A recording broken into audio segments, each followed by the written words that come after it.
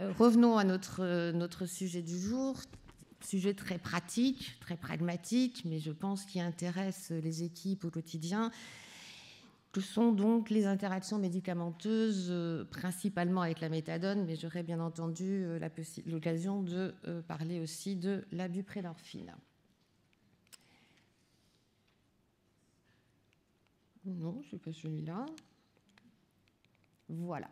Alors évidemment, les liens d'intérêt, Moustapha vous en a parlé, donc je ne reviens pas là-dessus. Alors pourquoi avons-nous souhaité vous parler des interactions médicamenteuses ? Globalement parce qu'elles sont relativement mal connues. Alors pas des équipes à la pointe que vous êtes, mais peut-être du reste des soignants. Elles sont relativement mal connues. Elles pourraient pourtant permettre d'améliorer les conditions de prescription et de suivi des traitements de substitution, en particulier de la méthadone. Ça peut permettre aussi de diminuer les conduites à risque. Et vous avez sans doute déjà entendu la présentation sur l'association alcool, benzodiazépine et traitement de substitution aux opiacés. Et puis parce que la bonne information des patients, on a déjà parlé lors de la première présentation, la bonne information des patients, mais aussi des soignants, est quelque chose de très important, bien sûr. Alors l'impact est très important, vous allez le voir, vous le savez déjà, parce que des interactions médicamenteuses méconnues ou mal gérées peuvent entraîner une déstabilisation du traitement méthadone avec tous les risques que cela peut comporter et dont on parlera au fur et à mesure. Encore une fois, cela nous permet de remettre en première ligne la nécessité, l'importance du travail en réseau, avec la place centrale du pharmacien, qui est évidemment dispensateur du traitement, la plupart du temps des pharmaciens d'officine, parfois aussi des pharmaciens de centre. Là, dans le petit tableau, on aurait pu rajouter, en plus des éducateurs, tous les travailleurs sociaux, ainsi que les psychologues. Parce que nous, médecins, prescripteurs, nous n'avons pas toujours connaissance de la totalité des prescriptions qui sont faites par d'autres confrères.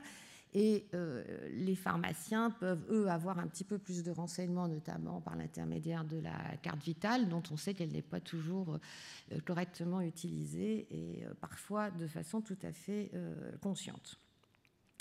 Alors, quels sont les objectifs de cette présentation ? Je vais d'abord vous rappeler brièvement les mécanismes qui sont impliqués dans les interactions médicamenteuses, en tout cas 3 grands groupes d'interactions médicamenteuses, et puis partir de 3 situations cliniques courantes, notamment les situations de codépendance, avec en particulier l'alcool et le tabac, la prise en charge de la douleur chez les patients sous traitement de substitution. Alors ça, j'irai un peu plus rapidement que d'habitude sur ce thème parce que vous aurez une présentation cet après-midi sur précisément la prise en charge de la douleur par le docteur Xavier Atnine, et puis un cas clinique d'association de la méthadone à un antituberculeux, la rifampicine.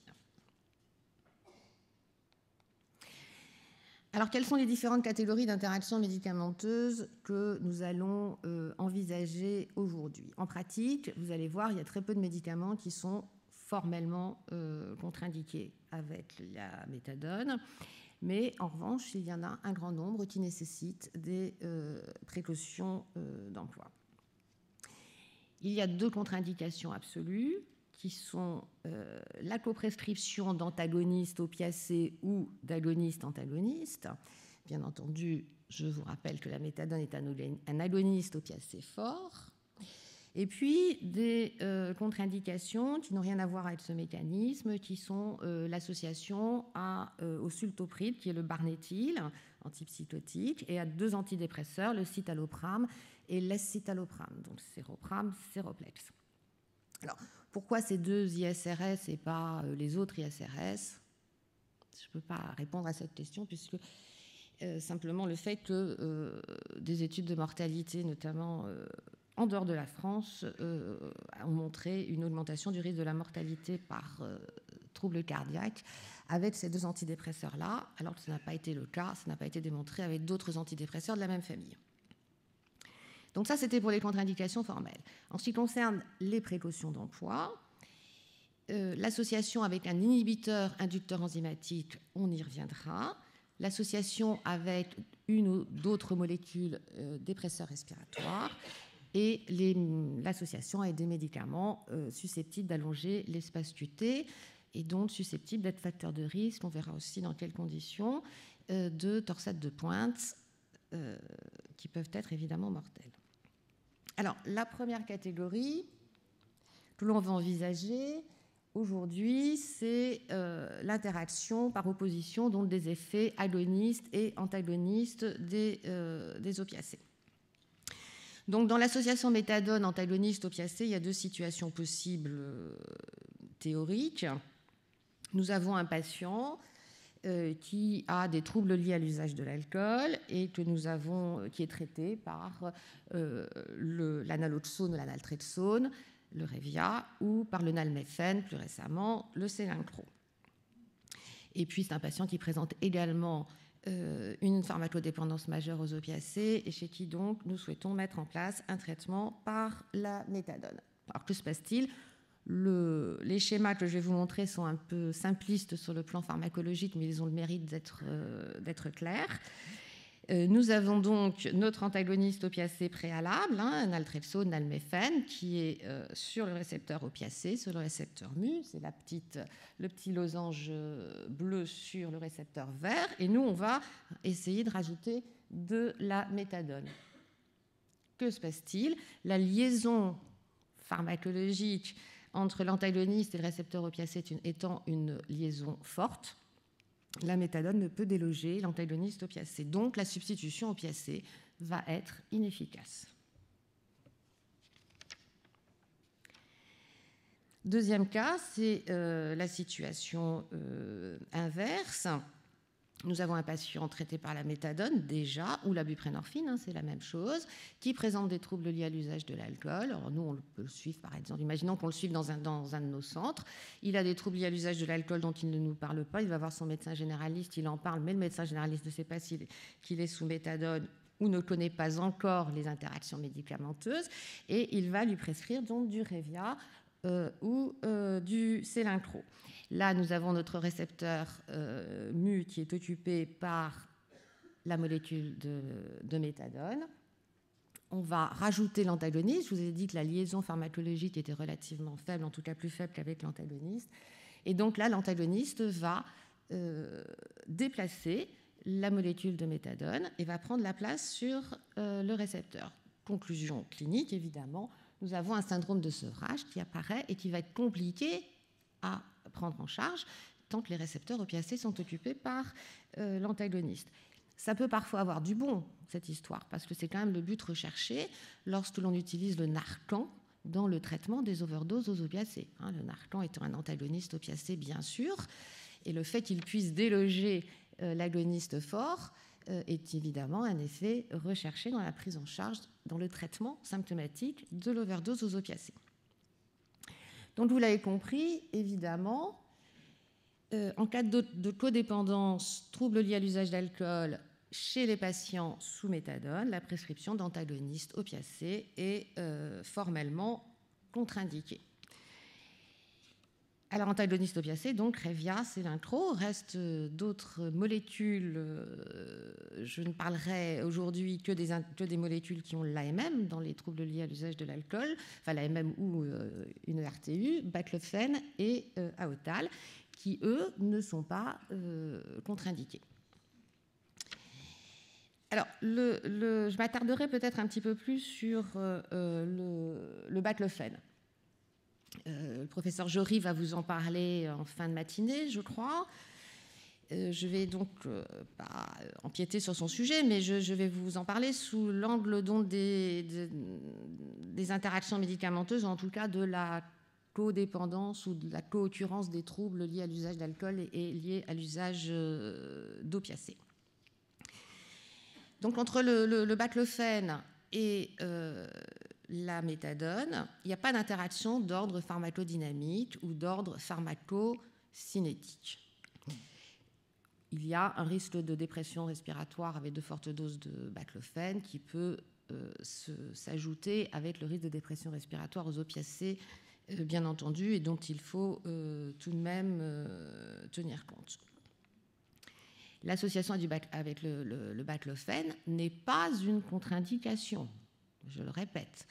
Et je le répète un peu avec insistance parce que dans le cadre de la RTU sur le baclofène, et le professeur Jory, je pense, ne manquera pas de vous en parler tout à l'heure, dans le cadre de la RTU sous le baclofène, nous n'avons théoriquement pas le droit de prescrire du baclofène pour des patients qui reçoivent un traitement de substitution aux opiacés. Mais là, il s'agit d'une contre-indication administrative, en quelque sorte, qui ne correspond absolument pas à une contre-indication formelle. Donc ça, c'est quelque chose que je voulais vraiment souligner. Alors, donc, il n'y a pas d'interaction médicamenteuse. Néanmoins, ça ne veut pas dire qu'il ne faille pas prendre en compte ce traitement baclofène. Et pas le baclofène directement, mais plutôt les effets recherchés du baclofène, ce pourquoi on le prescrit, c'est-à-dire en espérant une diminution ou un arrêt de la consommation d'alcool. Patient sous méthadone qui consomme de l'alcool, il y a des troubles liés à l'usage d'alcool, on le met sous baclofène, on espère qu'il va diminuer, voire arrêter sa consommation d'alcool. Et il va quand même y avoir une incidence sur le traitement de substitution aux opiacés. Pourquoi ? Parce que, et on le verra dans le chapitre d'après, l'alcool en prise chronique est un inducteur enzymatique de la méthadone. Donc je vous expliquerai, je peux en dire 2 mots tout de suite. La méthadone, comme vous le savez, est métabolisée par le foie, par un sous-type du cytochrome P450. Si l'on ajoute une molécule qui est inductrice enzymatique, ça va modifier le métabolisme de la méthadone. Donc le fait de diminuer la consommation d'alcool chez un patient sous traitement de substitution à la méthadone peut conduire à une augmentation des taux plasmatiques de la méthadone par diminution de l'effet d'induction enzymatique de l'alcool. Donc pas directement d'interaction pharmacologique entre la méthadone et le TSO, mais une situation à prendre en considération tout de même par les effets de la diminution, voire de l'arrêt de la consommation d'alcool sur les taux plasmatiques de méthadone. Alors ça peut amener à des situations cliniques un petit peu difficiles à différencier, parce qu'il s'agit de faire la différence entre les signes d'hypersomnie, de somnolence, de sédation qui peuvent être dus au baclofène, effets secondaires bien connus, des effets de sédation qui peuvent être dus donc à ce surdosage en méthadone qui arrive, non pas à cause du baclofène, je le répète, mais à cause ou grâce à l'arrêt de la consommation d'alcool. Autre conséquence, donc du coup, les patients à qui on n'a pas expliqué ce phénomène peuvent demander à diminuer leur posologie de méthadone parce qu'ils vont ressentir des signes de surdosage réels, puisque la méthadonémie va augmenter. Mais on ne doit pas parler, comme ça a pu être le cas, d'effets anti-craving aux opiacés du baclofène, bien entendu. Ce n'est pas un mécanisme d'action directe, vous l'avez compris maintenant.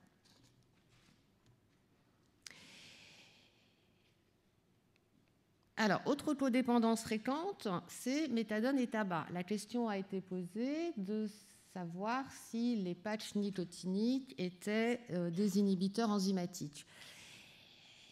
Un cas de surdosage en méthadone qui a été publié dans les annales de pharmacothérapie, un patient de 46 ans sous méthadone admis en soins intensifs pour une dépression respiratoire, un syndrome confusionnel, et on fait le diagnostic d'overdose, de surdosage en opiacés. Après traitement, le patient nous explique qu'il a récemment arrêté de fumer avec des patchs à la nicotine.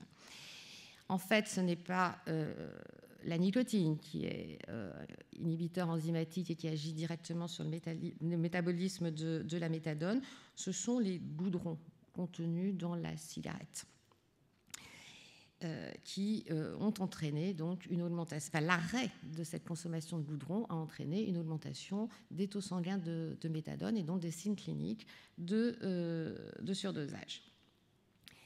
Donc, on peut penser, lorsqu'un patient vous dit qu'il est en phase d'arrêt, de sevrage tabagique, penser à l'interroger sur d'éventuels signes de surdosage et à lui proposer une adaptation de sa posologie de méthadone, bien entendu, vous l'aurez compris, à la baisse.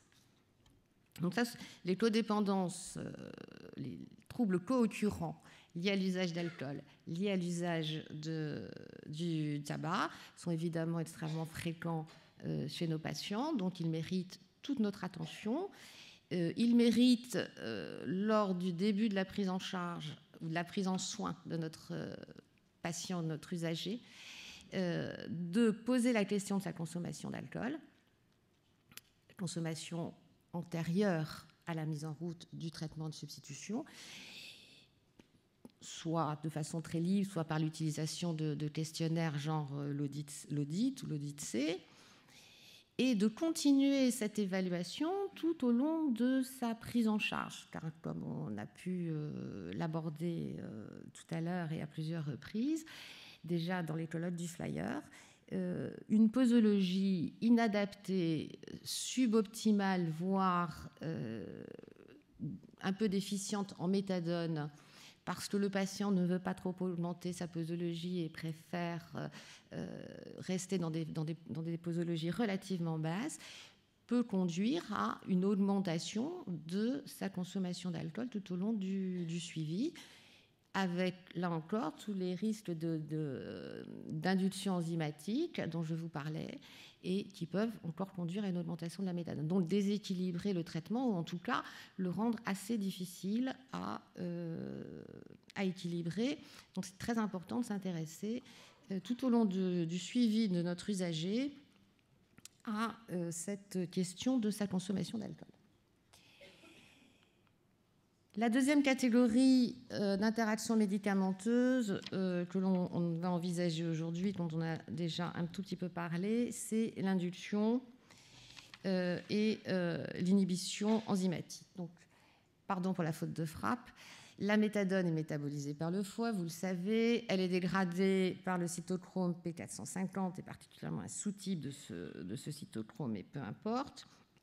Donc, deux phénomènes peuvent modifier le métabolisme de la méthadone, soit un phénomène d'induction enzymatique, donc une hyperactivité du cytochrome P450 qui va entraîner une diminution des taux sanguins de méthadone et de la durée d'action de la méthadone, donc cliniquement syndrome de sevrage, une action de substitution qui ne dure pas 24 heures, donc apparition de syndrome de sevrage avant la prise suivante. À l'inverse, on peut avoir un effet d'inhibition enzymatique, donc un ralentissement de la métabolisation de la méthadone, avec une augmentation des taux sanguins, une augmentation de la durée d'action et l'apparition de signes de surdosage. Alors, un certain nombre de médicaments, certains de prescription assez courantes, sont inducteurs ou inhibiteurs enzymatiques. Alors, je ne vais pas vous trouver facilement la liste, mais je voudrais quand même en souligner quelques-uns. Nous avons des antiarythmiques comme la cordarone. Alors, dans la série des inhibiteurs, nous avons des antiarythmiques comme la cordarone. Nous avons des antifongiques par voie parentérale notamment ou par voie orale qui peuvent tout à fait être prescrits là en cas de comorbidité avec le VIH et des infections systémiques fungiques. Nous avons les antiprotéases, là encore, ce sont des co-occurrences qui peuvent arriver, qui ne sont pas rares. Les ISRS, donc les antidépresseurs sérotoninergiques, type Prozac, Deroxate, qui sont également des inhibiteurs enzymatiques. Alors, ce sont évidemment des coprescriptions qui sont relativement fréquentes. Certains antibiotiques comme les macrolides, plus anecdotique, le jus de pamplemousse, et l'alcool en prise aiguë, donc pas les troubles liés à l'usage d'alcool, mais les consommations aiguës d'alcool. Dans les inducteurs enzymatiques, il y a les anticonvulsivants. Donc, si l'on connaît, évidemment, comme on connaît la co-occurrence alcool-dépendance aux opiacés et le risque de maladie convulsive, on peut imaginer qu'il y a un certain nombre de patients qui sont sous anticonvulsivants. D'autres antifongiques, donc il faut bien se poser la question, d'autres antirétroviraux, des antibiotiques comme la rifampicine, évidemment indiqués dans le traitement de la tuberculose, la consommation, les troubles liés à l'usage d'alcool, donc la consommation chronique d'alcool, on l'a dit, les goudrons contenus dans le tabac, on l'a dit, et également une chose peut-être anecdotique, mais pas tant que ça, puisque c'est quand même beaucoup d'automédication, c'est le millepertuis en matière de phytothérapie. Donc vous voyez qu'il y a dans la pharmacopée un certain nombre de molécules qui peuvent être soit inductrices, soit inhibitrices enzymatiques, qui sont de prescription relativement fréquente. Alors, quel est l'objectif, évidemment, de surveiller ces associations médicamenteuses? C'est d'éviter tout syndrome de manque ou tout syndrome de surdosage, en tout cas tout déséquilibre du traitement de substitution aux opiacés. Et comment y arriver, bien entendu, c'est la surveillance clinique et encore toujours la clinique, qui est évidemment extrêmement importante. Donc, si on associe la méthadone à un traitement inhibiteur enzymatique et que le patient présente des signes de surdosage, on doit diminuer la posologie de méthadone et inversement augmenter la posologie si association avec un inducteur. Mais c'est la clinique qui doit nous guider, ce n'est pas de la théorie. Ce n'est pas parce qu'on va mettre un inducteur ou un inhibiteur enzymatique qu'on va d'emblée modifier la posologie de méthadone. On va revoir notre patient, on va l'évaluer et cette modification se fera au cas par cas en fonction, encore et toujours, de l'examen clinique. Et puis aussi, il y a d'autres techniques que de modifier la posologie de méthadone qui peuvent être de fractionner les prises, même si le fractionnement des prises de méthadone n'est pas encore toujours très bien admis. Alors bien sûr, je vous l'ai dit, cette surveillance clinique, elle doit s'exercer au moment de la coprescription, dans les jours, dans les semaines qui suivent, mais elle doit aussi s'exercer à l'arrêt du traitement inducteur ou inhibiteur enzymatique, puisque la situation va revenir dans le cas initial. Et si on a dû adapter la posologie à l'instauration du traitement, on va probablement devoir l'adapter de nouveau à l'arrêt du traitement. Alors, une association tout à fait remarquable par ses conséquences cliniques et au niveau des prescriptions, c'est l'association méthadone-rifampicine, antituberculeux bien entendu, qui commence à avoir de nouveau une actualité, puisque après avoir dit que la tuberculose avait disparu de nos contrées, ou quasiment disparu de nos contrées, on voit de nouveau des cas de tuberculose. Et d'après l'étude de Crick, 70% des patients sous méthadone ayant reçu de la rifampicine ont ressenti un syndrome de sevrage aux opiacés. Donc vous voyez que cela n'est pas anecdotique. Alors dans cette analyse, qui concerne à chaque fois quand même des petites séries de patients, on constate qu'il a fallu parfois multiplier par 2, voire par 3 la posologie de méthadone. Donc c'est quand même quelque chose qui n'est pas anecdotique, ce n'est pas augmenté de 5, 10 ou 20 mg par jour, hein, c'est multiplier par doubler ou tripler la posologie de méthadone durant le temps du traitement par la rifampicine. La troisième catégorie, c'est l'association donc avec un autre dépresseur respiratoire, bien entendu les benzodiazépines, mais aussi les antitussifs type codéine ou folcodine, les antalgiques de palier 3, on en reparlera, et l'alcool, notamment l'alcool en prise aiguë. Alors, si on met de côté l'alcool, qui n'est évidemment pas une prescription, pour les 3 autres types de médicaments, il n'y a pas de contre-indication, bien entendu, je vous l'ai dit tout à l'heure, mais des précautions d'emploi qui vont nécessiter d'argumenter la prescription du dépresseur respiratoire, je pense en particulier aux benzodiazépines, qui vont nécessiter également l'évaluation du risque de mésusage et en particulier du risque de polyconsommation. Donc je n'ai pas à vous rappeler, bien entendu, le facteur de risque majeur de surdosage qui est l'association alcool, benzodiazépine et opiacés, voire, puisqu'on a parlé d'antitussifs, augmenter encore en cas d'association à une pathologie respiratoire sévère. Alors, que faire dans ces cas-là ? Prévenir le risque d'overdose. Donc, adapter le traitement, adapter éventuellement la posologie de méthadone, fractionner les prises si nécessaire en décalant les prises de la méthadone par rapport à l'autre molécule dépresseur respiratoire, en gardant toujours à l'esprit que c'est le bien-être du patient qui doit être la chose la plus importante. Informer les usagers, mais aussi leur entourage des risques d'overdose. Et je vous ramène une fois de plus à cette fameuse petite plaquette rouge que vous commencez à bien connaître maintenant sur la prévention des overdoses. Monsieur le Président, il me reste combien de temps ?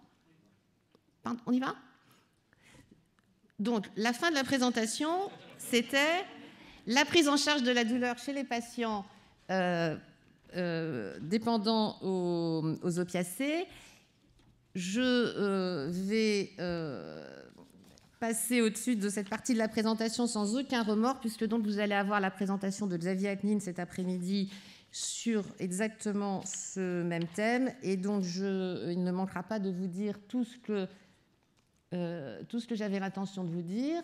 Donc ça, je passe. Juste un tout petit mot, peut-être, parce que je ne sais pas s'il va l'envisager dans sa présentation, c'est pas un opiacé, bien entendu, c'est l'Acupan, qui n'est pas contre-indiqué avec la méthadone, donc ça peut être quand même une alternative thérapeutique intéressante, ni avec la méthadone, ni avec la buprénorphine, hein. Il faut simplement considérer quelques effets secondaires possibles, comme les effets anticholinergiques, l'effet dépresseur respiratoire du système nerveux central, donc une petite baisse de la vigilance. Mais l'Acupan est une alternative antalgique qui est tout à fait possible. Donc, en conclusion, de façon plus générale, sur les interactions médicamenteuses, on peut avoir plusieurs mécanismes à la fois, on l'a vu. Les modes sont complexes, ils sont variables entre individus et parfois même pour un même individu au cours du temps. Par exemple, l'alcool qui peut être à la fois inhibiteur ou inducteur enzymatique, surtout lorsqu'il est associé à un dépresseur respiratoire. Il est aussi dépresseur respiratoire et il allonge aussi le QT, dont on n'a pas eu le temps de parler. Donc, il y a beaucoup de situations courantes en addictologie pour lesquelles on doit considérer les interactions médicamenteuses. Peu d'associations sont contre-indiquées.